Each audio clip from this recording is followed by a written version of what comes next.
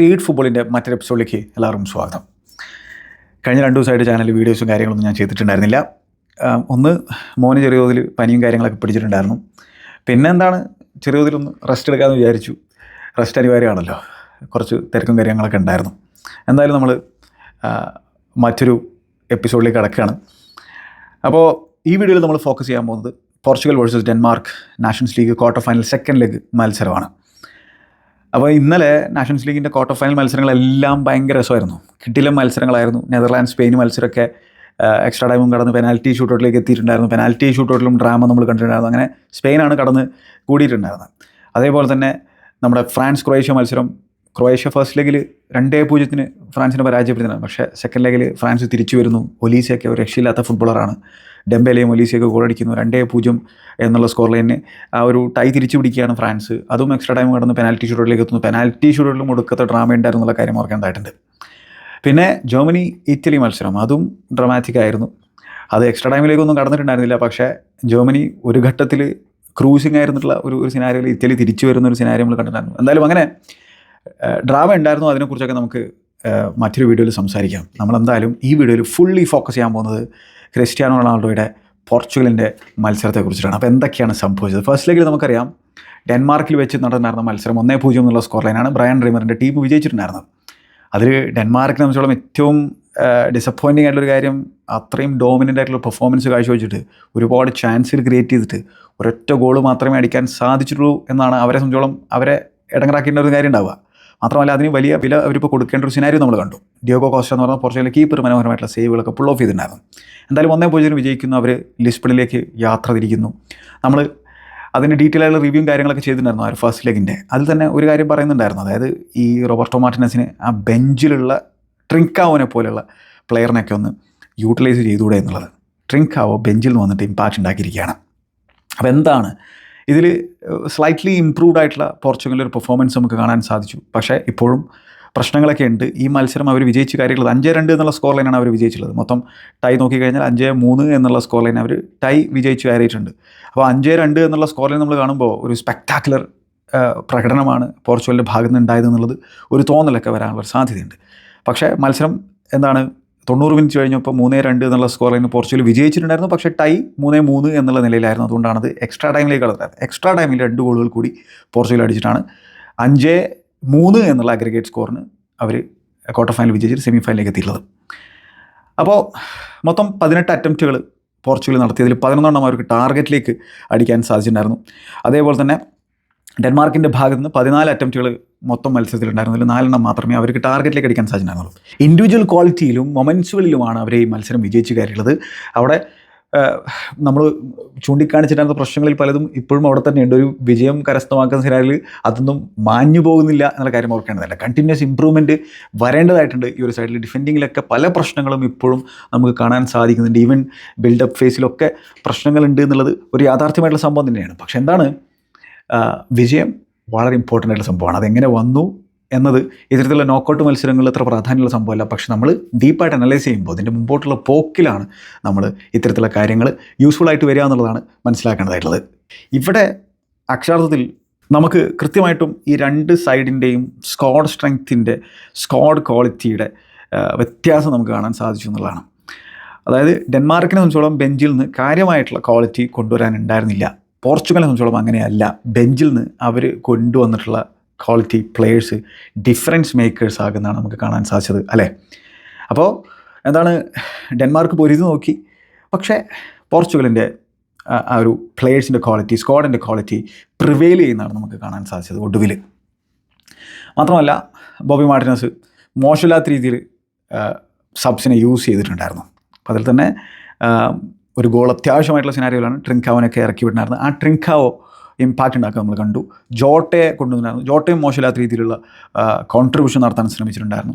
ഒപ്പം എന്താണ്, Gonzalo Ramos വരുന്നു ക്രിസ്ത്യാനോ റൊണാൾഡോയ്ക്ക് പകരം. ചെങ്ങായി എക്സ്ട്രാ ടൈമിൽ ഗോൾ അടിക്കുന്ന സിനാരിയോ നമ്മൾ കാണുന്നു. അപ്പോൾ അത്തരത്തിൽ ബെഞ്ചിൽ നിന്ന് വന്നിട്ടുള്ള ചില പ്ലെയേഴ്സ് ഇമ്പാക്റ്റ് ഉണ്ടാക്കാൻ നമുക്ക് കാണാൻ സാധിച്ചു. ഒപ്പം സാക്ഷാൽ ക്രിസ്ത്യാനോ റൊണാൾഡോയും ഗോൾ അടിച്ചിട്ടുണ്ടായിരുന്നു ഈ മത്സരത്തിൽ. ഫസ്റ്റ് ലെഗിൽ എന്താണ് സംഭവിച്ചത് നമുക്ക് എല്ലാവർക്കും പറയുന്നതാണ്. ഡെൻമാർക്കിൽ കോപ്പൻഹാഗനിൽ ആ ഒരു വിന്നിംഗ് ഗോൾ പോർച്ചുഗലിനെതിരെ ഡെൻമാർക്ക് നേടിയപ്പോൾ അത് നേടിയ ആൾ റാസ്മുസ് ഹോയ്ലുണ്ട് എന്ന് പറയുന്ന മാഞ്ചസ്റ്റർ യുണൈറ്റഡ് സ്ട്രൈക്കറാണ്. ചെങ്ങായിയുടെ ഐഡലാണ് സാക്ഷാൽ ക്രിസ്ത്യാനോ റൊണാൾഡോ. അപ്പോൾ അതേ ഐഡലിൻ്റെ മുന്നിൽ വെച്ചുകൊണ്ട് റാസ്മസ് ഹോയിലൻഡ് ഗോൾ അടിച്ചപ്പോൾ സെലിബ്രേറ്റ് ചെയ്ത രീതി എന്ന് പറഞ്ഞാൽ ക്രിസ്ത്യാനോ റൊണാൾഡോയുടെ ആ ഒരു സെലിബ്രേഷൻ കടമെടുത്തുകൊണ്ടാണ്. ആ ഒരു സെലിബ്രേഷൻ അദ്ദേഹത്തിൻ്റെ ഐഡലിന് മുമ്പിൽ വെച്ചിട്ട് ചെയ്യുന്ന നമുക്ക് കാണാൻ സാധിച്ചു. അപ്പോൾ അത് ഡിസ്റെസ്പെക്റ്റ് ആണോ എന്നുള്ള രീതിയിലൊക്കെ ചില ആളുകളൊക്കെ വ്യാഖ്യാനിക്കുന്നുണ്ടായിരുന്നു. അത് ഒരു തരത്തിലും ഡിസ്റെസ്പെക്റ്റ് അല്ല. കാരണം വെച്ചാൽ റാസ്മസ് ഹോയിലൻഡിൻ്റെ ഒരു ഐഡലാണ് ക്രിസ്ത്യാനോ റൊണാൾഡോ. അദ്ദേഹം വലിയ തോതിൽ അതിനെക്കുറിച്ച് മുമ്പേ തന്നെ സംസാരിച്ചിട്ടുണ്ട്. അപ്പോൾ എന്തായാലും ഇതേ ചോദ്യം ഈ മത്സരം തുടങ്ങുന്നതിന് തലേ ദിവസം ക്രിസ്ത്യാനോ റൊണാൾഡോയോട് ജേർണലിസ്റ്റുകൾ ചോദിച്ചിട്ടുണ്ടായിരുന്നു. അതിന് അദ്ദേഹം കൊടുത്തുള്ള മറുപടിയും മനോഹരമായിട്ടുള്ള മറുപടിയായിരുന്നു. അദ്ദേഹം പറഞ്ഞു, എനിക്കറിയാം ഇത് ഡിസ്റെസ്പെക്റ്റോ കാര്യങ്ങളോ ഒന്നുമല്ല. മാത്രമല്ല ഒരുപാട് സ്പോർട്സ് അത്ലീറ്റുകൾ, ഫുട്ബോളെന്നല്ല ഒരുപാട് സ്പോർട്സ് അത്ലീറ്റുകൾ തൻ്റെ സെലിബ്രേഷൻ ചെയ്യുന്നത് താൻ കണ്ടിട്ടുണ്ടെന്ന് മാത്രമല്ല, നാളെ അതായത് ഈ കളിക്ക് തലേ ദിവസമാണല്ലോ ഈ ചോദ്യം അദ്ദേഹത്തോട് ചോദിച്ചത്. അപ്പോൾ അദ്ദേഹം പറഞ്ഞത് നാളെ ഈ സെലിബ്രേഷൻ എനിക്ക് നിങ്ങൾക്ക് കാണിച്ചു തരണമുണ്ട് എന്നുള്ള അദ്ദേഹം പറയുന്നു. അദ്ദേഹം ആ സെലിബ്രേഷൻ നമുക്കെല്ലാവർക്കും വീണ്ടും കാണിച്ചു തന്നിരിക്കുകയാണ് ലിസ്ബണിൽ. നമുക്കറിയാലോ ക്രിസ്ത്യാനോ കാണിക്കൂ എന്ന് പറഞ്ഞാൽ കാണിക്കൂ എന്നുള്ളത്. കാണിച്ചു. മായം കലരാത്ത കോപ്പിറൈറ്റ് പ്രശ്നങ്ങളൊന്നുമില്ലാത്ത അസല് ഒറിജിനൽ നമുക്ക് കാണാൻ സാധിച്ചു. അതായത് ഒറിജിനൽ തന്നെയല്ലേ. അതിപ്പോൾ എത്ര ബാക്കിയുള്ളവർ ശ്രമിച്ചാലും ഒറിജിനലിനെ വെട്ടിക്കാൻ പറ്റില്ലല്ലോ അല്ലേ. അപ്പോൾ ഉപജ്ഞാതാവ് തന്നെ ആ ഒരു സംഭവം നമ്മുടെ മുമ്പിൽ ഇന്നലെ വീണ്ടും കാഴ്ചവെച്ചിരിക്കുകയാണ്. 929 കരിയർ ഗോള്. എന്താല്ലേ, 40ാമത്തെ വയസ്സിൽ 929 ഗോളുകളെ. അൺബിലീവബിൾ. അതായത് ക്രിസ്ത്യാനോ സംബന്ധിച്ചിടത്തോളം അദ്ദേഹം ഈ മത്സരത്തിൽ പെനാൽറ്റി മിസ് ചെയ്തിട്ടുണ്ട്. പെനാൽറ്റി വിൻ ചെയ്ത് ചെങ്ങയാണ്, പക്ഷേ പെനാൽറ്റി അദ്ദേഹം മിസ് ചെയ്യുന്നു. വളരെ മോശം പെനാൽറ്റി ആയിരുന്നു അത്. ക്രിസ്ത്യാനോയുടെ സ്റ്റാൻഡേർഡിനനുസരിച്ചുള്ള ഒരു പെനാൽറ്റി ആയിരുന്നില്ല. ഷ്മൈക്കൽ സംബന്ധിച്ചോളം ഈസി സേവ് നടത്താൻ പറ്റുന്ന ഒരു പെനാൽറ്റി ആയിരുന്നു. പക്ഷേ എന്താണ്, അദ്ദേഹം ഗിവ് അപ്പ് ചെയ്യുന്ന തരത്തിലുള്ള ഒരാളല്ല എന്ന് നമുക്ക് എല്ലാവർക്കും അറിയുന്നതാണ്. അദ്ദേഹം ട്രൈ ചെയ്തുകൊണ്ടേയിരുന്നു. അദ്ദേഹം അറ്റംപ്റ്റുകൾ നടത്തിക്കൊണ്ടേയിരുന്നു. അദ്ദേഹത്തിൻ്റെ ചില ഫസ്റ്റ് ടച്ചുകളും കാര്യങ്ങളൊക്കെ പ്രശ്നമായിരുന്നു. പക്ഷേ സ്റ്റിൽ അദ്ദേഹം ശ്രമിച്ചുകൊണ്ടേയിരുന്നു.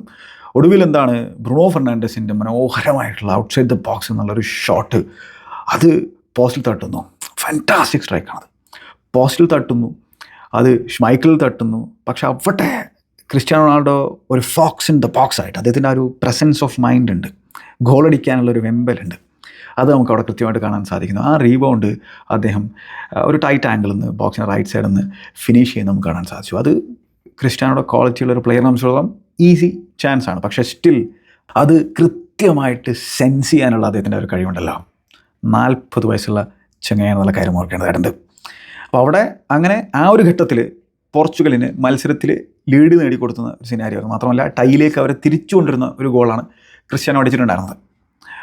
അതിനു മുമ്പ് ഒരു ഓഫ് സൈഡ് സിനാരിയോയിൽ അദ്ദേഹം ഒരു ഹെഡഡ് ഗോൾ അടിച്ചിട്ടുണ്ടായിരുന്നു. അതിൽ ആളായിരുന്നില്ല ഓഫ് സൈഡ് ആയിട്ടുണ്ടായിരുന്നത്, പകരം റാഫേൽ ലിയാവോ ആയിരുന്നു ഓഫ് സൈഡ് ഉണ്ടായിരുന്നത്. ആ ഒരു സംഭവങ്ങളിലേക്ക് നമുക്ക് വരാം. അപ്പോൾ എന്താണ്, അദ്ദേഹം ശ്രമിച്ചു കൊണ്ടേയിരിക്കുന്നുണ്ടായിരുന്നു. അദ്ദേഹം ഔട്ട് സൈഡ് ദ ബോക്സിന് അറ്റംപ്റ്റ് നടത്തി നോക്കിയിട്ടുണ്ടായിരുന്നു. അങ്ങനെ അദ്ദേഹത്തിൻ്റെ ഒരു അറ്റംപ്റ്റിൽ നിന്നാണ് ഒരു കോർണർ വന്നിട്ടുണ്ടായിരുന്നത്. ആ കോർണർ അദ്ദേഹം ചാടി നോക്കുന്നു.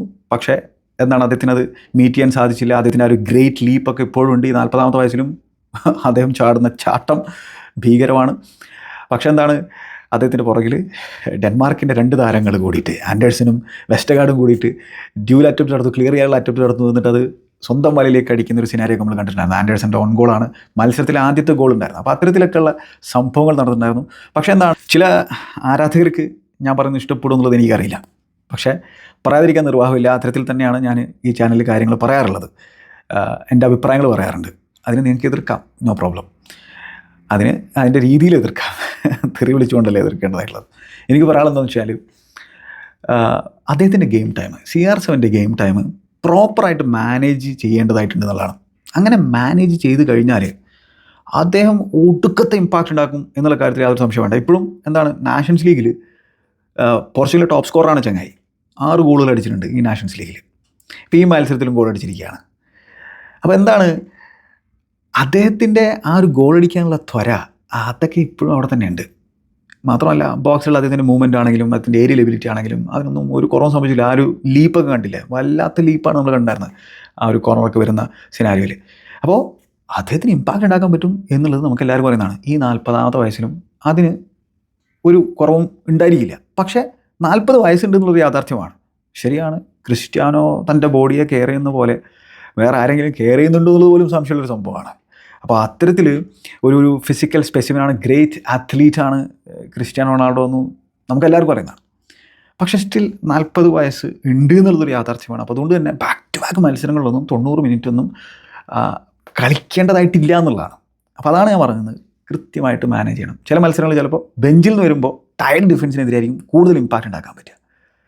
അപ്പോൾ അത്തരത്തിലുള്ള ഡിസിഷൻസ് ചിലപ്പോൾ എടുക്കേണ്ടി വരും. മാത്രമല്ല ഈ മത്സരത്തിൽ തന്നെ അദ്ദേഹത്തെ ഇപ്പോൾ സബ് ചെയ്തത് എനിക്ക് തോന്നുന്നത് അദ്ദേഹം ആവശ്യപ്പെട്ടതുകൊണ്ടാണെന്നുള്ളതാണ്. കാരണം ആ ട്രിങ്കാവോ ഗോൾ അടിച്ച ആ ഒരു സിനാരിയോയിൽ ക്രിസ്ത്യാനോ ബോബി മാർട്ടിനോട് പോയിട്ട് എന്തോ പറയുന്നുണ്ടായിരുന്നു, എനിക്ക് എന്തോ ഡിസ്കംഫർട്ട് ഉണ്ട് എന്നുള്ളതാണ് പറഞ്ഞതാണ് എനിക്ക് തോന്നുന്നത്. അതുകൊണ്ടാണ് ഗോൺസാലോ റാമോസിനെ കൊണ്ടുവന്നിട്ടുണ്ടായിരുന്നത്. എന്തായാലും ഗോൺസാലോ റാമോസ് വന്നിട്ടും ആ ഒരു ഇമ്പാക്റ്റ് ഉണ്ടാക്കുന്ന നമുക്ക് കാണാൻ സാധിച്ചു. അപ്പോൾ ആ രീതിയിൽ എന്താണ് പ്ലേയേഴ്സിൻ്റെ ഗെയിം ടൈം പ്രോപ്പറായിട്ട് മാനേജ് ചെയ്ത് കഴിഞ്ഞാൽ ഈ സൈഡ് ക്വാളിറ്റിയുടെ കലവറയാണെന്ന് നമുക്ക് എല്ലാവർക്കും അറിയാം. അപ്പോൾ അവിടെ നല്ല രീതിയിൽ പ്ലേയേഴ്സിൻ്റെ ഗെയിം ടൈം മാനേജ് ചെയ്ത് കഴിഞ്ഞാൽ അതിൽ ക്രിസ്ത്യാനോ റൊണാൾഡോയുടെ ഗെയിം ടൈം ഉൾപ്പെടും, കാര്യങ്ങൾ സെറ്റാകാൻ സാധ്യതയുണ്ട്. പക്ഷേ ബോബി മാർട്ടിനസ് ആണ് പ്രധാന പ്രശ്നം. എനിക്ക് തോന്നുന്നില്ല അദ്ദേഹത്തെ കൊണ്ട് കൂട്ടിയാൽ കൂടുന്നുള്ളത്. ഇനി അദ്ദേഹം നമ്മളെയൊക്കെ സർപ്രൈസ് ചെയ്യിപ്പിക്കുമോ എന്നുള്ളത് കണ്ടറിയേണ്ട സംഭവം മാത്രമാണ്. പക്ഷേ ഈ മത്സരത്തിലും പോർച്ചുഗലിനെ സംബന്ധിച്ചിടത്തോളം പ്രശ്നങ്ങൾ വിസിബിളായിട്ട് നമുക്ക് കാണാൻ സാധിക്കുന്നുണ്ടായിരുന്നു. ഞാൻ പറഞ്ഞ പോലെ ഡെൻമാർക്കിൻ്റെ ലാക്ക് ഓഫ് സ്ക്വാഡ് സ്ട്രെങ്ത്തും ക്വാളിറ്റി ഇല്ലായ്മയുമാണ് അവർക്ക് പണി കൊടുത്തത്. പോർച്ചുഗലിനെ സംബന്ധിച്ചിടത്തോളം മൊമെൻറ്റ്സിൽ, ഇൻഡിവിജ്വൽ ബ്രില്യൻസിൽ അവർ വിജയിച്ചു കാരണം നമുക്ക് കാണാൻ സാധിച്ചത്. അതിൽ തന്നെ ഷ്മൈക്കലിൻ്റെയൊക്കെ മിസ്റ്റേക്കുകളും കാര്യങ്ങളും ഉണ്ടായിരുന്നു. പിന്നെന്താ പോർച്ചുഗലിൻ്റെ ഭാഗത്ത് അവരുടെ ഡിഫെൻഡിങ് വൺസ് അഗെയിൻ വളരെ ക്വസ്റ്റ്യനബിൾ ആയിട്ടുള്ള ഡിഫെൻഡിങ് ആണ് നമുക്ക് ഈ മത്സരത്തിൽ കാണാൻ സാധിക്കുന്നത്. അതും എക്സ്പീരിയൻസ്ഡ് ആയിട്ടുള്ള റുബൻ ഡിയാസൊക്കെ മിസ്റ്റേക്കുകൾ വരുന്നതാണ് നമുക്ക് കാണാൻ സാധിച്ചിട്ടുണ്ടായിരുന്നത്. അപ്പോൾ അത്തരത്തിൽ ഒരുപാട് ക്വസ്റ്റ്യൻ മാർക്സ് ഇപ്പോഴും ഉണ്ട് എന്നുള്ളതാണ് നമ്മൾ മനസ്സിലാക്കേണ്ടതായിട്ടുള്ള സംഭവം. അപ്പോൾ അത്തരത്തിലുള്ള കാര്യങ്ങളിലേക്കാണ് ഞാനിനി കടക്കാൻ പോകുന്നത്. അപ്പോൾ താരതമ്യേന ബ്രൈറ്ററായിട്ടാണ് പോർച്ചുഗൽ തുടങ്ങിയിട്ടുണ്ടായിരുന്നു നമ്മൾ ഫസ്റ്റ് ലെഗിനെ അപേക്ഷിച്ചിട്ട്. ലിസ്ബണിൽ സ്വന്തം ആരാധകർക്ക് മുമ്പിൽ പോർച്ചുഗൽ നല്ല രീതിയിൽ ഷാർപ്പറായിട്ട് തുടങ്ങിയിട്ടുണ്ടായിരുന്നു. അപ്പോൾ അതിൽ തന്നെ മത്സരം തുടങ്ങി 3ാമത്തെ മിനിറ്റിൽ തന്നെ അവർക്ക് പെനാൽറ്റിയും കിട്ടിയിട്ടുണ്ടായിരുന്നു. അത് ലെഫ്റ്റ് സൈഡിൽ നിന്ന് ലെഫ്റ്റ് ഹാഫ് സ്പേസിൽ നിന്ന് ന്യൂനോ മെൻഡസിൻ്റെ ക്രോസ് ബോക്സിലേക്ക് വരുന്നു. ഞാൻ ഫസ്റ്റ് ലെഗിൽ പറഞ്ഞിട്ടുണ്ടായിരുന്നു ബോക്സിലേക്ക് ക്രോസ് വരുമ്പോൾ നമ്പേഴ്സ് വേണം, വെറും ഒരു ക്രിസ്ത്യാനോ ഉണ്ടായി കഴിഞ്ഞാൽ കാര്യങ്ങൾ നടക്കില്ല എന്നുള്ളത്. പക്ഷേ ഇത്തവണ അവിടെ നമ്പേഴ്സ് ഉണ്ടായിരുന്നു. അപ്പോൾ അതിൽ തന്നെ ക്രിസ്ത്യാനോ റൊണാൾഡോ ബോക്സിൽ ആ ബോളിനായിട്ട് മീറ്റ് ചെയ്യാൻ പോകുന്ന സിനാരിയോയിൽ അദ്ദേഹത്തെ ഡോർഗു എന്ന് പറയുന്ന മാഞ്ചസ്റ്റർ യുണൈറ്റഡ് ഡിഫൻഡർ ഫൗൾ ചെയ്ത് നമുക്ക് കാണാൻ സാധിച്ചു. അത് എന്താ പറയുക, ഒരു അൺലക്കി മൊമെൻ്റാണ് ഡോർഗുവിനെ സംബന്ധിച്ചോളം. പക്ഷേ അവിടെ കോൺടാക്റ്റ് ഉണ്ട്. ആ കോൺടാക്റ്റിൻ്റെ മാക്സിമം അവിടെ ക്രിസ്ത്യാനോ റൊണാൾഡോ എടുക്കുന്നു, അദ്ദേഹം വീഴുന്നു, പെനാൽറ്റി വിളിക്കുന്നു റെഫറി, അത് ചെക്ക് ചെയ്യുന്നു VR, റെഫറിയുടെ കോള് ഓക്കെ ആണെന്നുള്ള നിലയിലേക്ക് എത്തുന്നു. പെനാൽറ്റി എടുക്കുന്നത് ക്രിസ്ത്യാനോ റൊണാൾഡോ ആണ്. അപ്പോൾ മത്സരത്തിലേക്ക് പോർച്ചുഗലിനെ തിരിച്ചു കൊണ്ടുവരാനുള്ള, അല്ലെങ്കിൽ ടൈയിലേക്ക് പോർച്ചുഗലിനെ തിരിച്ചു കൊണ്ടുവരാനുള്ള സുവർണാവസരം. പക്ഷേ അദ്ദേഹത്തിൻ്റെ പെനാൽറ്റി വളരെ വീക്കായിരുന്നു. അത് ഷ്മൈക്കൽ സേവ് ചെയ്യുന്നു. വളരെ വീക്ക് പെനാൽറ്റി, വളരെ മോശം പെനാൽറ്റി, ക്രിസ്ത്യാനോയുടെ സ്റ്റാൻഡേർഡിനനുസരിച്ചുള്ള ഒരു പെനാൽറ്റി അല്ല. അങ്ങനെ ആ മൊമെൻറ്റ് കഴിയുന്നു. പിന്നെ നമ്മൾ കാണുന്നതെന്ന് വെച്ചാൽ പോർച്ചുഗൽ പൊസഷൻ കാര്യങ്ങൾ കൈകാര്യം ചെയ്യുന്നു. ഡെൻമാർക്കിന് കാര്യമായിട്ട് അങ്ങനെ പാസസ് ഒന്നും സ്ട്രിങ് ചെയ്യാൻ സാധിക്കുന്നില്ല. പോർച്ചുഗൽ നല്ല രീതിയിൽ പ്രസ്സിങ്ങും കാര്യങ്ങളൊക്കെ ചെയ്യുന്നുണ്ടായിരുന്നു. ബെർണാർഡോ സിൽവ സ്റ്റാർട്ട് ചെയ്തിട്ടുണ്ടായിരുന്നു മിഡ്ഫീൽഡിൽ, ബ്രൂണോ ഫെർണാണ്ടസിനും വിറ്റീനിയക്കും ഒപ്പം. റാഫേൽ ലിയാവ് തന്നെ ലെഫ്റ്റ് സൈഡിൽ, കോൺസെസാവോ ആണ് റൈറ്റ് വിങ്ങിൽ സ്റ്റാർട്ട് ചെയ്തിട്ടുണ്ടായിരുന്നത് നെറ്റോക്ക് പകരമായിട്ട്. ക്രിസ്ത്യാനോ സ്ട്രൈക്കറായിട്ട്, ഡിഫൻസിൽ ഇനാസിയോ സ്റ്റാർട്ട് ചെയ്തിട്ടുണ്ടായിരുന്നു റുബൻ ഡിയാസിൻ്റെ ഒപ്പം. പിന്നെ മെൻഡസും ഡിയോഗോ ഡാലോയും. ഇതായിരുന്നു ഡെൻമാർക്കിനെ സംബന്ധിച്ചിടത്തോളം. ഇസാക്സനൊക്കെ ഫസ്റ്റ് ലെഗിൽ മികച്ച രീതിയിൽ കളിച്ചിട്ടുണ്ടായിരുന്നു. ചങ്ങായി സ്റ്റാർട്ട് ചെയ്തിട്ടുണ്ടായിരുന്നു.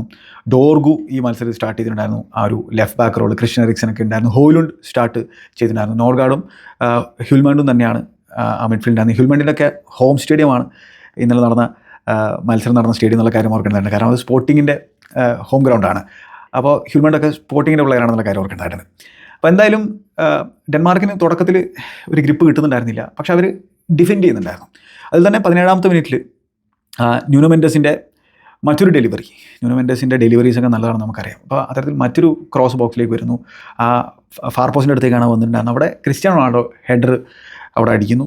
ആ ഹെഡർ അദ്ദേഹം ഹെഡ് ചെയ്തത് നിയർ പോസ്റ്റിൽ ഷ്മൈക്കൽ സംബന്ധിച്ചോളം സേവബിൾ ആയിട്ടുള്ള സംഭവമായിരുന്നു. അദ്ദേഹം അത് സേവ് ചെയ്യാൻ നമുക്ക് കാണാൻ സാധിച്ചു. അപ്പോൾ അങ്ങനത്തെ ഒരു മൊമെൻ്റ് ഉണ്ടായിരുന്നു. അപ്പോൾ ക്രിസ്ത്യാനോ ഫസ്റ്റ് ലെഗിൽ ഇൻവോൾവ് ചെയ്തതിനേക്കാൾ കൂടുതൽ ഇൻവോൾവ്മെൻറ്റ് നമുക്ക് ആദ്യ 20 മിനിറ്റിൽ തന്നെ കാണാൻ സാധിക്കുന്നുണ്ടായിരുന്നു. അപ്പോൾ അത്തരത്തിൽ എന്താണ് സർവീസ് അദ്ദേഹത്തിന് പെട്ടെന്ന് കൊടുക്കാനുള്ള ശ്രമവും പോർച്ചുഗലിൻ്റെ ഭാഗത്ത് നമുക്ക് കാണാൻ സാധിക്കുന്നായിരുന്നു. 23ാമത്തെ മിനിറ്റിൽ പക്ഷേ ഡെൻമാർക്ക് ഈ പോർച്ചുഗലിൻ്റെ ആ മിഡ്ഫീൽഡിനൊക്കെ കാർ ഓപ്പൺ ചെയ്തിട്ട് പോകുന്ന അവസരങ്ങളുണ്ടായിരുന്നു. പോർച്ചുഗലിന് വേണ്ടിയിട്ട് ആ ഒരു ബിൽഡപ്പ് ഫേസിൽ വിറ്റീഞ്ഞ ഡിഫൻസിലേക്ക് താഴോട്ട് ഇറങ്ങി വന്നിട്ട് ബോളൊക്കെ റിസീവ് ചെയ്യുന്ന അവസരങ്ങളുണ്ടായിരുന്നു. അത്തരത്തിൽ എന്താണ് ബിൽഡപ്പിനെ സഹായിക്കാനായിട്ട്. അപ്പോൾ ആ രീതിയിൽ അവർ ബോൾ സർക്കുലേറ്റ് ചെയ്യുന്നുണ്ടായിരുന്നു. വിറ്റീനി അത്തരത്തിൽ ബോൾ സർക്കുലേറ്റ് ചെയ്യുന്നതിൽ മിടുക്കനാണ് നമുക്കറിയുന്നതാണ്. ബെർണാർഡോ സിൽവ ബോൾ കീപ്പ് ചെയ്യുന്നതിൽ മിടുക്കനാണ്. അദ്ദേഹത്തിൻ്റെ അഗ്രഷൻ്റെ ഒരു ലാക്കിംഗ് ഫസ്റ്റ് ലെഗിലുണ്ടായിരുന്നല്ലോ. അപ്പോൾ ഈ സെക്കൻഡ് ലെഗിൽ അഗ്രഷനൊക്കെ കൂട്ടാൻ വേണ്ടിയിട്ടാണ് ബെർണാർഡോ സിൽവയെ കൊണ്ടുവന്നത്. ആ രീതിയിൽ അഗ്രഷനൊക്കെ അദ്ദേഹം പ്രൊവൈഡ് ചെയ്യാൻ ശ്രമിക്കുന്നുണ്ടായിരുന്നു. പിന്നെ ഒബ്വിയസ്ലി ക്രൗഡ് സപ്പോർട്ടുണ്ട്. പോർച്ചുഗലിലാണ് കളി നടക്കുന്നത്, ലിസ്ബണിലാണ് കളി നടക്കുന്നത്. എന്നാലും ഈ ഒരു മൂവ്മെൻറ്റ്, അവരുടെ മനോഹരമായിട്ടുള്ള ആ മൂവ്മെൻ്റ് ഒടുവിൽ ഹോയ്ലൻഡിന് പാസ് കൊടുക്കുന്നു. ഹോയ്ലൻഡിൻ്റെ ടേൺ ആൻഡ് ഷോട്ട് നല്ലതായിരുന്നു, പക്ഷേ നേരെ കോസ്റ്റയുടെ കയ്യിലേക്കാണ് പോയിട്ടുണ്ടായിരുന്നത്. പിന്നെ 28-ാം മിനിറ്റിൽ ഒരു മൊമെൻറ്റിലേ നല്ലൊരു കൗണ്ടർ അറ്റാക്കിങ് സിനാരിയോ പോർച്ചുഗലിന് കിട്ടിയിട്ടുണ്ടായിരുന്നു. ആ ഒരു ഹാഫിലിൻ്റെ അടുത്തേക്ക് കയറി വന്നിട്ട് വെസ്റ്റഗാർഡ്, ഡെൻമാർക്കിൻ്റെ ഡിഫൻഡറാണ്, പുള്ളിക്കാരൻ്റെ പാസ് പക്ഷേ ഇൻ്റർസെപ്റ്റ് ചെയ്തിട്ടുണ്ടായിരുന്നു പോർച്ചുഗൽ. അത് ബ്രൂണോ ഫെർണാണ്ടസ് ലെഫ്റ്റ് സൈഡിലേക്ക് നീക്കിയപ്പോൾ നമ്മുടെ ലിയാവോക്ക് കൊടുത്തപ്പോൾ പാസ് കുറച്ച് പുറകിലായിപ്പോയി. അപ്പോൾ ആ രീതിയിൽ ആ കൗണ്ടർ അറ്റാക്കിൻ്റെ കംപ്ലീറ്റ് പേസ് അവിടെ പോകുന്നത് നമുക്ക് കാണാൻ സാധിക്കും. ലിയാവോ ഡിഫൻഡറിനെ ടേക്ക് ഓൺ ചെയ്യാനല്ല നോക്കിയിട്ടുണ്ടായിരുന്നു, പിന്നെ അവിടെ മെല്ലെ പാസ് ചെയ്തിട്ട് പൊസഷൻ കീപ്പ് ചെയ്യാനാണ് ശ്രമിച്ചിട്ടുണ്ടായിരുന്നു. അപ്പോൾ ആ രീതിയിൽ എന്താണ് ഫാസ്റ്റ് ബ്രേക്ക് ചെയ്യാനുള്ള അവസരം കിട്ടിയിട്ട് അവരത് സ്ലോ ഡൗൺ ചെയ്യുന്നതാണ് നമുക്ക് കാണാൻ സാധിക്കുന്നത്. പിന്നെ പോർച്ചുഗൽ അഗെയിൻ പൊസഷനിലൊക്കെ സ്ലോപ്പ് ചെയ്യാറുണ്ടായിരുന്നു. അവർ ഷാർപ്പായിട്ട് തുടങ്ങുന്നു, പിന്നെ ഡെൻമാർക്ക് മെല്ലെ മത്സരത്തിലേക്ക് വരുന്നതാണ് നമുക്ക് കാണാൻ സാധിച്ചിട്ടുണ്ടായിരുന്നത്. ബ്രൂണോ ഒരു തവണ പൊസിഷൻ നഷ്ടപ്പെടുത്തിയപ്പോൾ ഡാലോ ട്രാക്ക് ബാക്ക് ചെയ്തിട്ട് രക്ഷപ്പെടുത്തുന്ന സിനാരിയൊക്കെ നമ്മൾ കണ്ടായിരുന്നു. പിന്നെ 35-ാമത്തെ മിനിറ്റിൽ ഷ്മൈക്കിൾ ബോൾ ഗിവ് ചെയ്തിട്ടുണ്ടായിരുന്നു. ഷ്മൈക്കിൾ നമ്മളോട് മാത്രം കംഫർട്ടബിൾ ആയിട്ടുള്ള ഒരു ഗെയിമായിരുന്നില്ല തുടക്കത്തിൽ. അത് പിന്നീട് നമുക്ക് ഡെൻമാർക്കിന് വലിയ വില കൊടുക്കേണ്ട സിനാരി നമുക്ക് കാണാൻ സാധിച്ചു. അപ്പോൾ അദ്ദേഹം ബോൾ ഗിവ് അവേ ചെയ്യുന്നു. അത് ഒടുവിലൊരു വിറ്റീനിയുടെ ഷോട്ടിൽ കലാശിച്ചിട്ടുണ്ടായിരുന്നു. അദ്ദേഹത്തിൻ്റെ ഷോട്ട് ബാറിന് മുകളിലൂടെ പോയിട്ടുണ്ടായിരുന്നു. പിന്നെ 37-ാമത്തെ മിനിറ്റിൽ ഈ ഡിഫൻസിൽ നിന്ന് ബിൽഡ് ചെയ്യാനായിട്ട് വിറ്റീനെ താഴോട്ട് ഇറങ്ങി വരുന്നത് ഞാൻ പറഞ്ഞു. അപ്പോൾ വിറ്റീനിലേക്ക് പാസ് കൊടുത്തപ്പോൾ അദ്ദേഹത്തിൻ്റെ ആ ഒരു ടച്ച് ഇത്തിരി പ്രശ്നമായിരുന്നു. അവിടെ ബോൾ വിൻ ചെയ്യാനായിട്ട് പിന്നെ എനിക്ക് തോന്നുന്നത് ഇസാക്സൺ ആണെന്ന് തോന്നുന്നു സ്ലൈഡ് ചെയ്ത് പോയിട്ടുണ്ടായിരുന്നു. പക്ഷേ അവിടെ വിറ്റീനെ രക്ഷപ്പെട്ടു പോയി. അങ്ങനെ അത് അപ്പുറത്തെ സൈഡിലേക്ക് എത്തുന്നു, ഡെൻമാർക്കിൻ്റെ ഏരിയയിലേക്ക് എത്തുന്നു. Cristiano Ronaldo out side the ബോക്സിൽ നിന്ന് ഒരു അംബീഷ്യസ് ആയിട്ടുള്ളൊരു എഫേർട്ട് നടത്തുന്നു. പക്ഷേ അത് ഡിഫ്ലക്ട് ചെയ്തിട്ട് കോർണറിലേക്ക് പോകുന്നു. ആ കോർണർ എടുക്കുന്നത് ബ്രൂണോ ഫെർണാണ്ടസ് ആണ്. ബ്രൂണോ ഫെർണാണ്ടസ് സംബന്ധിച്ചോളം നല്ല ഡെലിവറീസ് കൊടുക്കാൻ കേപ്പബിൾ ആയിട്ടുള്ള പ്ലെയറാണ്. അദ്ദേഹത്തിൻ്റെ ആ ഒരു കോർണർ നല്ലൊരു കോർണർ തന്നെയായിരുന്നു. അതിലേക്കാണ് ക്രിസ്ത്യാനോ ചാടി നോക്കിയിട്ടുണ്ടായിരുന്നത്. പക്ഷേ അദ്ദേഹത്തിൻ്റെ പുറകിലുണ്ടായിരുന്ന വെസ്റ്റഗാർഡും ആൻഡേഴ്സനും കൂടിയിട്ട് പിന്നെ എന്താണ് അവിടെ ചെയ്യുന്ന ഒരു പിടുത്തമില്ല. അവർ തമ്മിൽ ബോൾ വിൻ ചെയ്യാൻ ശ്രമിക്കുന്നു, അല്ലെങ്കിൽ ഹെഡ് ചെയ്യാൻ ശ്രമിക്കുന്നു. അത് ആൻഡേഴ്സൺ ഹെഡ് ചെയ്തിട്ട് സ്വന്തം വലയിലേക്ക് പോകുന്നൊരു സിനാരി നമ്മൾ കാണുന്നു. അങ്ങനെ 1-1 എന്ന നിലയിലാക്കുന്നു.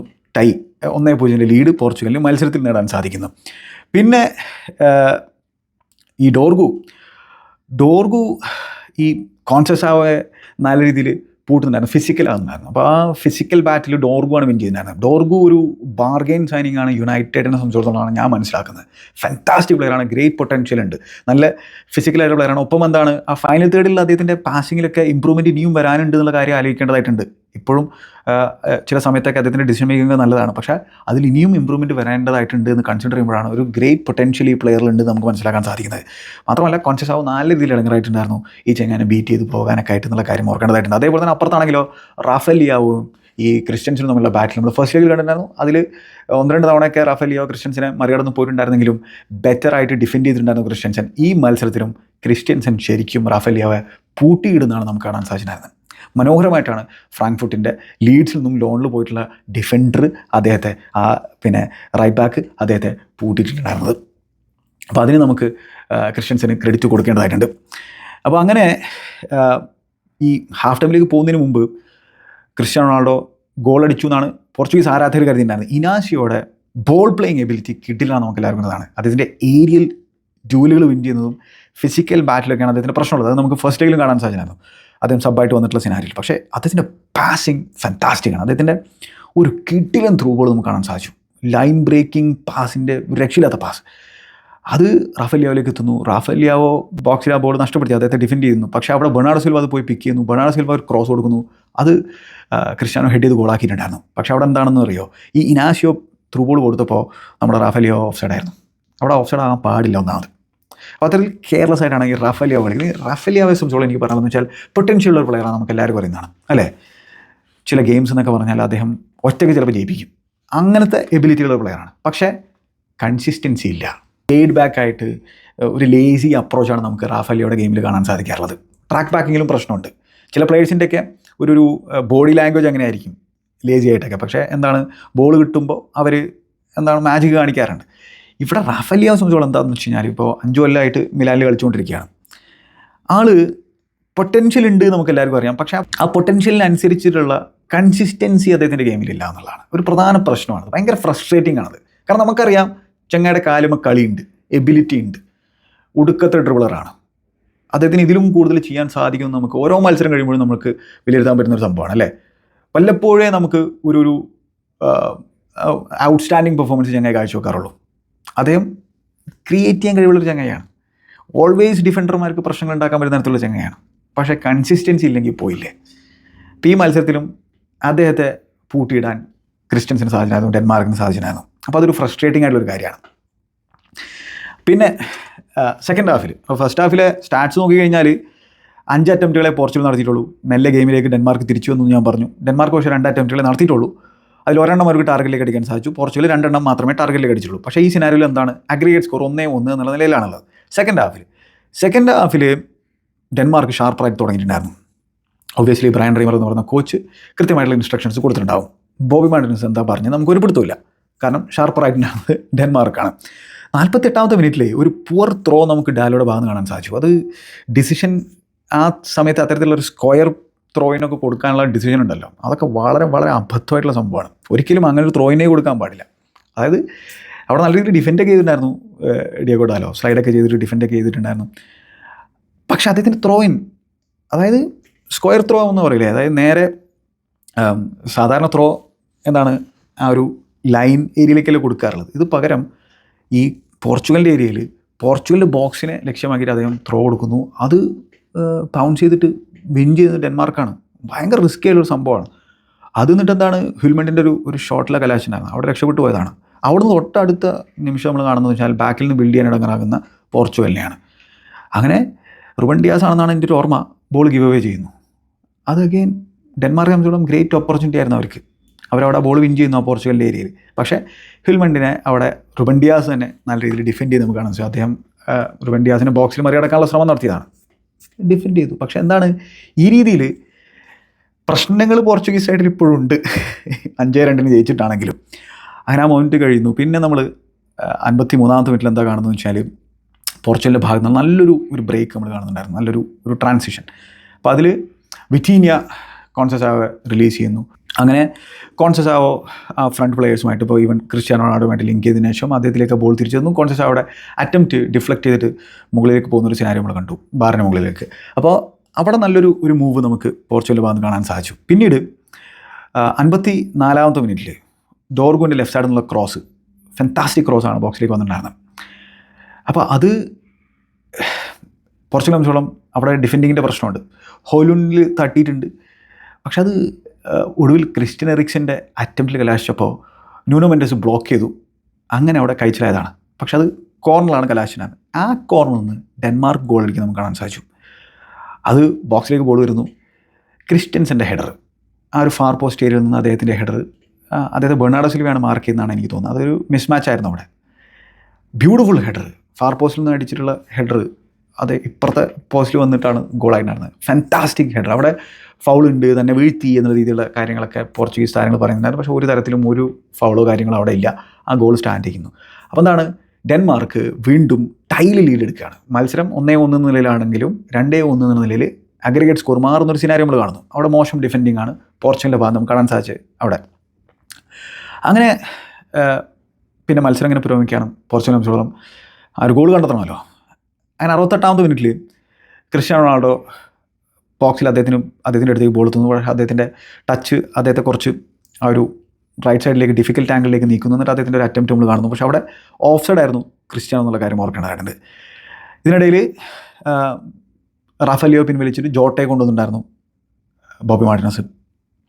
71ാമത്തെ മിനിറ്റിൽ മത്സരത്തിലേക്ക് ക്രിസ്ത്യാനോ റൊണാൾഡോ പോർച്ചുഗൽ തിരിച്ചുകൊണ്ടിരിക്കുകയാണ്. പക്ഷേ അതിലുള്ള ബ്രൂണോ ഫെർണാണ്ടസിൻ്റെ ഇമ്പാക്റ്റ് അത് വളരെ വലുതാണ്.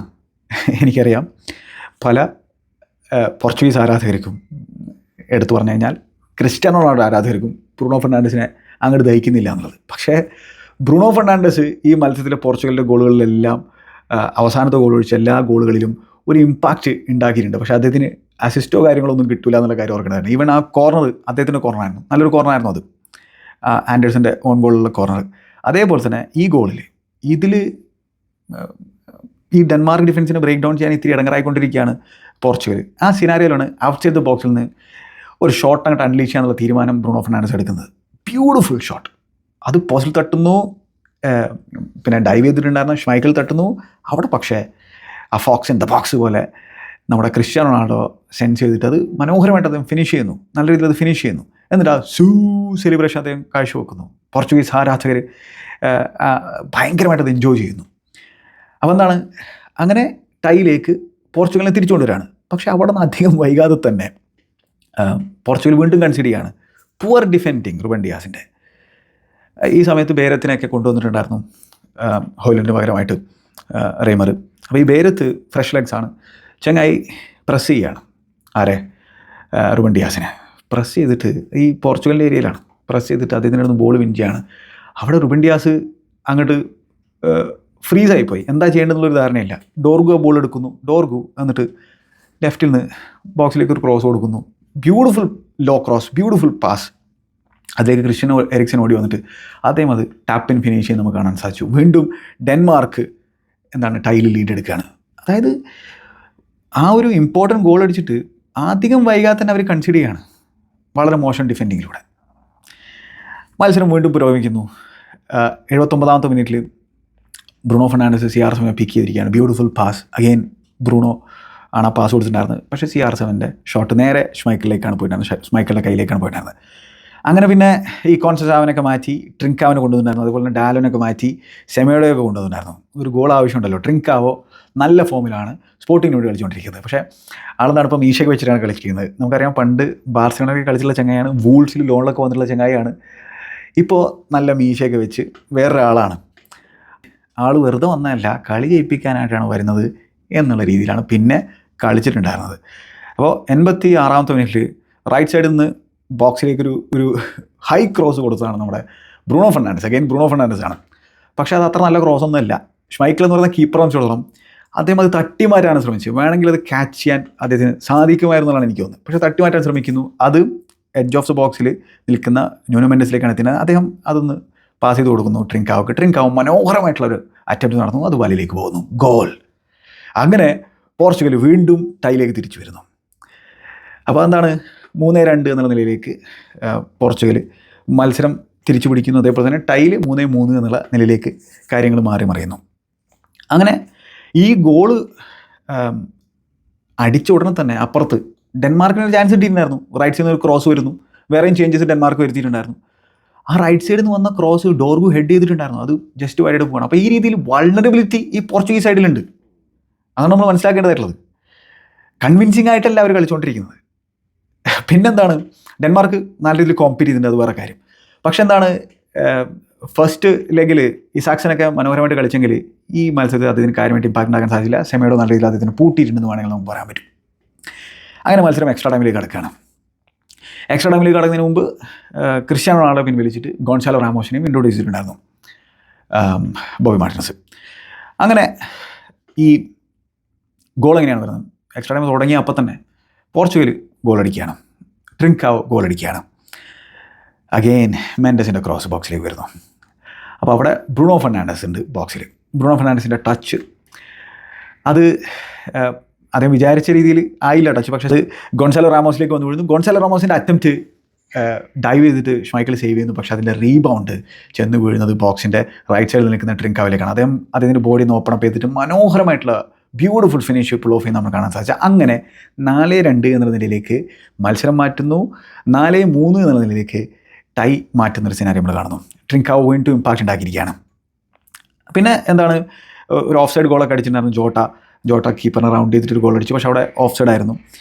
ഇനി ആ ഒരു കില്ലർ ഗോൾ, ഡെൻമാർക്കിൻ്റെ കംപ്ലീറ്റ് ഹോപ്പുകളും തകർക്കുന്ന തരത്തിൽ ഗോൾ അടിച്ചത് ഗോൺസാലോ റാമോസാണ്. അതിൽ പിന്നെ ബെർണാഡോ സിൽവ താഴോട്ട് ഇറങ്ങി വന്നിട്ടുണ്ടായിരുന്നു. ബെർണാഡോ സിൽവ ബോൾ റിസീവ് ചെയ്യുന്നു. എന്നിട്ട് ഒരു ലോങ് ബോൾ കൊടുക്കുന്നു. ഡിഫൻസിൽ നിന്ന് ബോൾ റിസീവ് ചെയ്തിട്ട് ലോങ് ബോൾ കൊടുക്കണം. അപ്പോൾ അതൊരു ഹാഫ് ലൈനിൻ്റെ അടുത്ത് ജോട്ട നല്ല രീതിയിൽ ട്രാപ്പ് ചെയ്തിട്ടുണ്ടായിരുന്നു.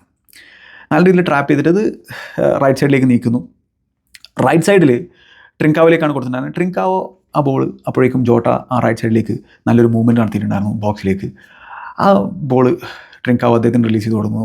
ജോട്ട അതൊരു കട്ട് ബാക്ക് കൊടുക്കുന്ന ആർക്ക് ഗോൺസലോ റാമോസിലേക്ക്. ഗോൺസലോ റാമോസിനെ സംബന്ധിച്ചിടത്തോളം ഈസി ടാപ്പ് ആൻഡ് ഫിനിഷ് നടത്താൻ സാധിക്കുന്നു. അപ്പോൾ ആ രീതിയിലാണ് 5ാമത്തെ ഗോൾ പോർച്ചുഗൽ അടിച്ചിട്ടുണ്ടായിരുന്നത്. ഡെൻമാർക്കാണെങ്കിൽ ശ്രമിക്കുന്നുണ്ടായിരുന്നു, പക്ഷേ ഞാൻ പറഞ്ഞല്ലോ ആ ക്വാളിറ്റിയുടെ അഭാവം നമുക്ക് പിന്നെ ഡെൻമാർക്കിൻ്റെ ഭാഗത്ത് നിന്ന് പിന്നീട് കാണാൻ സാധിച്ചിട്ടുണ്ടായിരുന്നു. അങ്ങനെ പോർച്ചുഗലിനെ സംബന്ധിച്ചോളം ഇമ്പോർട്ടൻറ്റ് വിക്ടറിയാണ്. ഇനി ജർമ്മനിക്കെതിരെയാണ് അവർ സെമി ഫൈനലിൽ കളിക്കാൻ പോകുന്നത്. പക്ഷേ ഞാൻ പറഞ്ഞ പോലെ സ്ലൈറ്റ്ലി ബെറ്റർ പെർഫോമൻസ് ആയിരുന്നു പോർച്ചുഗലിൻ്റെ ഭാഗത്ത്, പക്ഷേ മൊമെൻറ്റ്സിലാണ് അവർ വിജയിച്ച് കയറിയിട്ടുള്ളത്. ടഫർ ഒപ്പോണൻസുകൾക്കെതിരെ ഈ കളിയൊന്നും കളിച്ച കാര്യങ്ങൾ നടക്കില്ല എന്നുള്ളതാണ്. ജർമ്മനി ശരിക്കും ഒരു ടഫ് ഒപ്പോണൻ്റ് ആയിരിക്കും. അപ്പോൾ ജൂണിലാണ് ആ മത്സരം ഉണ്ടായിരിക്കുക. അതിനായിട്ട് നമ്മളെല്ലാവരും കാത്തിരിക്കുകയാണ്. ഈ ട്രിങ്കാവ് സംബന്ധിച്ചോളം എന്താണ്, ചെങ്ങായുടെ ഹോം ഗ്രൗണ്ടാണിത്. അപ്പോൾ ആ രീതിയിൽ ആൾക്കറിയാലോ ഈ ഗ്രൗണ്ടിൻ്റെ മുക്കും മൂലയൊക്കെ. അപ്പോൾ അദ്ദേഹത്തിൻ്റെ ഹോം ഗ്രൗണ്ടിൽ അദ്ദേഹം ഒരു ബ്രില്യൻ പെർഫോമൻസ് കാഴ്ചവെക്കുന്നതാണ് നമുക്ക് കാണാൻ സാധിച്ചത്. ഹിൽമണ്ടും അദ്ദേഹത്തിൻ്റെ ടീംമേറ്റാണ്, സ്പോർട്ടിങ്ങിൽ തന്നെയാണ് ചെങ്ങായും കളിക്കുന്നത്. പക്ഷേ ഹിൽമണ്ടിനെ സംബന്ധിച്ചിടത്തോളം അദ്ദേഹത്തിൻ്റെ ഹോം ഗ്രൗണ്ടിൽ അദ്ദേഹത്തിന് ഗോൾ അടിക്കാൻ സാധിച്ചില്ല. പക്ഷേ മിഡ്ഫീൽഡിൽ ഫാന്റാസ്റ്റിക് പെർഫോമൻസാണ് വീണ്ടും ഹിൽമണ്ട് കാഴ്ചവെച്ചിട്ടുള്ള കാര്യത്തിൽ സംശയമൊന്നും വേണ്ട. പിന്നെ മാത്രമല്ല പോർച്ചുഗലിനെ സംബന്ധിച്ചിടത്തോളം വിറ്റീനിയ നല്ല രീതിയിൽ കളിച്ചിട്ടുണ്ട്. ബെർണാഡോ സിൽവ ഡീസൻ്റായിട്ട് പെർഫോം ചെയ്തിട്ടുണ്ട്. ബ്രൂണോ ഫെർണാണ്ടസ് ഞാൻ പറഞ്ഞ പോലെ ഇത്തിരി സ്ലോപ്പി ആയിട്ടുള്ള മൊമെൻറ്റ്സ് അദ്ദേഹത്തിൻ്റെ ഗെയിമിൽ ഉണ്ടായിരുന്നെങ്കിൽ പോലും ഓവറോൾ ഗോളുകളിലൊക്കെ അദ്ദേഹത്തിന് ഒരു ഇമ്പാക്റ്റ് ഉണ്ടാക്കാൻ സാധിച്ചിട്ടുണ്ട്. അപ്പോൾ എന്താണ്, അങ്ങനത്തെ ഒരു സിനാരിയോയിൽ നമ്മൾ ക്രെഡിറ്റ് കൊടുത്തേ മതിയാകുള്ളൂ അല്ലേ. മറ്റ് നാഷണൽസ് ലീഗ് മത്സരങ്ങളെക്കുറിച്ച് നമുക്ക് അടുത്ത വീഡിയോയിൽ സംസാരിക്കാം. നിങ്ങളുടെ അഭിപ്രായങ്ങൾ എന്തായാലും കമൻറ്റ് ബോക്സിൽ രേഖപ്പെടുത്താൻ മറക്കരുത്. Good bye.